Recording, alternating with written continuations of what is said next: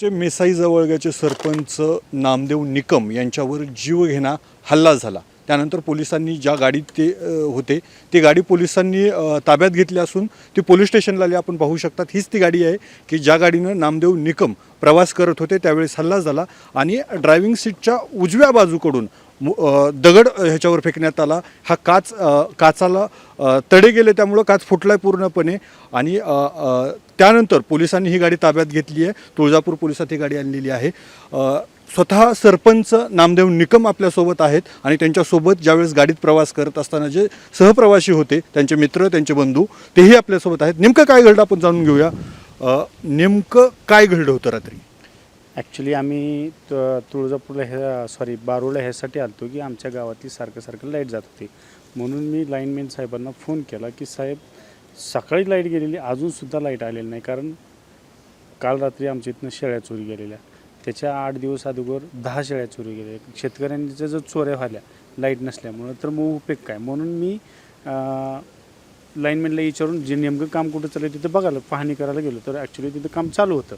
काम चालू असताना मी तिथं बघून आलो। मग आमचा ग्रुप आहे एक लाईटीचा गावातल्या की लोकांना की कळलं पाहिजे की लाईट कशामुळे काय, तर मग त्याच्यावर मी व्हिडिओ करून पाठवला की बाबा काम चालू आहे, अजून 1-2 तास लागतील। मग मी तिथनं काम चालू आहे बघायला खात्री करायला गेलो, खात्री करून आलो आणि दिवस माघारी येताना गावाकडे येताना माझ्यावर होणाळ्याच्या थोडंसं पुढं गेल्यानंतर मागडनं 2 टू व्हीलर आले, एक लेफ्ट साईडनं आली, एक राईट साईडनं आली, दोन्ही पण हॉर्न वाजवत होते। मी इकडच्याला साईड द्यायचं का इकडच्याला साईड द्यायचं, म्हणून मी गाडी स्लो केली। माझ्या पुढं दोन्ही गाड्या आल्या, माझ्या गाडीच्या पुढच्या काचेवर अंडे मारले 4-5, त्याच्यामुळं मला काही दिसायला तयार नाही। मग लेफ्ट साईडवालीने पहिल्यांदा रॉडचा फटका मारला, रॉडच्या फटक्याने काय गाडीची काच फुटली नाही, म्हणून त्यांनी तसलं सिमेंटचा एक हे आणलेला पाईप, खाली सिमेंटचा ठोकळा असतो, त्या ठोकळ्याने गाडी फोडली। मग गाडी फोडल्यानंतर पेट्रोल गाडीत टाकलं, जे पेट्रोलमध्ये फुग्यामध्ये पेट्रोल भरून आणलेलं ते पेट्रोल गाडीत टाकलं आणि गाडीत टाकल्यानंतर आग लावण्याचा प्रयत्न केला। पण दुर्दैव असं होतं की आमचं चांगलं भाग्य आमचं की स्पीड जास्त होता आणि माचीस पेटत नव्हती, त्याच्यामुळं जाळ काय लागलं ना। आम्ही फास्ट स्पीडमध्ये गावाकडे गेलो, गावाकडच्या लोकांना फोन केले की बाबा माझ्यावर हल्ला झालेला आहे, माझ्या मित्रांना, माझ्या भाच्यांना, सगळ्यांना फोन केले की माझ्यावर हल्ला झालेला आहे, तुम्ही तिकडून या, मी अर्ध्या रस्त्यापर्यंत येतो आहे, फास्ट या। मग तिकडून माझ्याकडे गावातले लोक आले आणि माझा जीव वाचला। रात्री साधारणतः कितीच्या दरम्यान हे सगळं घडलं आणि किती लोक होते? साधारण 10 सुमारास झालेलं आहे, रात्री 10 वाजता। आणि 4 लोक, ह्या टू व्हीलरवर 2, ह्या टू व्हीलरवर 2, त्यांनी पूर्णपणे तोंडाला बांधलेलं होतं।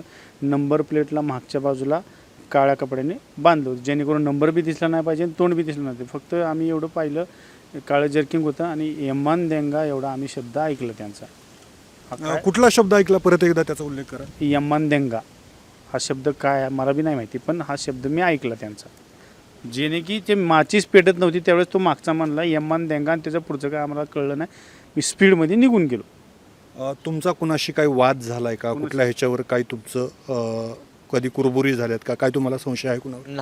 वाद नाही, परंतु गेल्या महिन्यात असंच मासिक सभा होती माझ्या गावची।